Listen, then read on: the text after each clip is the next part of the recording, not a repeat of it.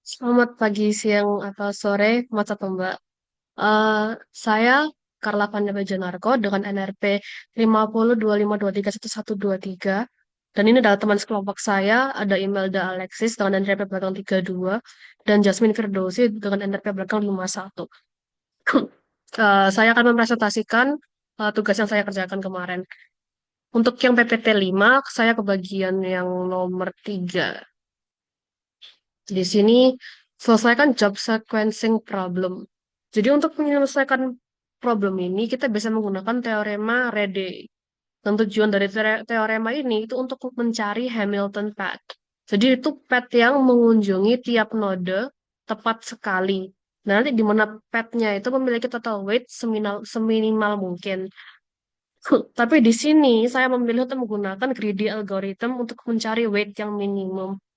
Jadi untuk um, di sini langkah pertama saya pilih J6 karena dia weight-nya paling kecil yaitu 1.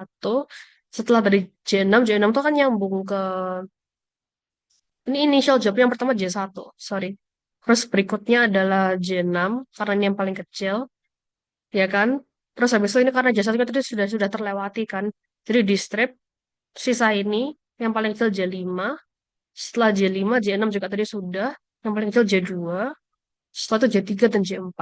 Dan untuk gambarnya adalah ini dengan total cost 7. Seperti itu. Lalu untuk yang PPT 6, saya kebagian tugas nomor 3. Sorry, nomor 2. Ini dia. Lakukan observasi untuk menentukan apakah graf-graf berikut memiliki sifat planar. Yang pertama adalah toroidal graph. Gambarnya seperti ini. Apakah dia planar? Tidak selalu. Alasannya adalah karena toroidal itu merupakan graf yang permukaannya toroid. Jadi bentuk itu seperti donat, tanpa ada garisnya saling berpotongan. Nah, graf planar itu adalah graf yang dapat digambar di bidang datar tanpa adanya garis yang saling berpotongan. Nah, karena toroid ini memungkinkan lebih banyak ruang untuk meletakkan graf tanpa potongan karena genusnya, jadi lubang-lubangnya itu kan banyak. Semua graf planar secara otomatis juga bersifat toroidal. Namun, tidak semua graf yang bersifat toroidal itu planar.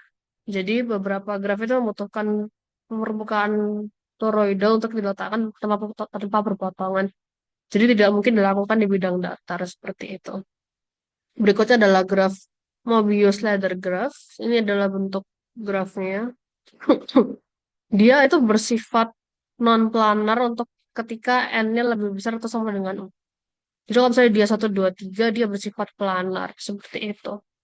Ini tuh variasi dari graf tangga dengan tambahan twist atau putaran. Kriteria dari graf planar itu sendiri adalah dia tuh tidak mengandung subgraf yang berupa graf Kura- Kuratowski atau K5 atau K3,3. Itu menurut rumus Euler. Ini ada di PPT Bapaknya. Mobius ladder dengan 4 atau lebih anak tangga mengandung subgraf homeomorphic dengan K3,3. Jadi ini ini tuh yang bikin dia tuh non planar berdasarkan teorema Kuratowski. Tapi untuk n sama dengan 2, M2-nya tuh hanya berupa siklus C4. Jadi dia tuh masih bersifat planar. Jadi seiring bertambahnya n, graf ini menjadi semakin kompleks dan semakin bersifat tidak planar seperti itu. Berikutnya adalah Heawood graph. Dia dia non planar. Jadi graf Heawood itu adalah graf Cage terkenal dengan 14 simpul dan 21 garis. Ini gambar seperti ini. Graf ini adalah 3,6 Cage yang berarti merupakan graf 3 reguler. Setiap simpul tuh punya derajat 3. Di sini bisa dilihat kan dia mesti nyambung ke 3 gitu. Ini juga 3, 3. Semuanya nyambung 3 gitu. Dengan siklus terpendek adalah 6.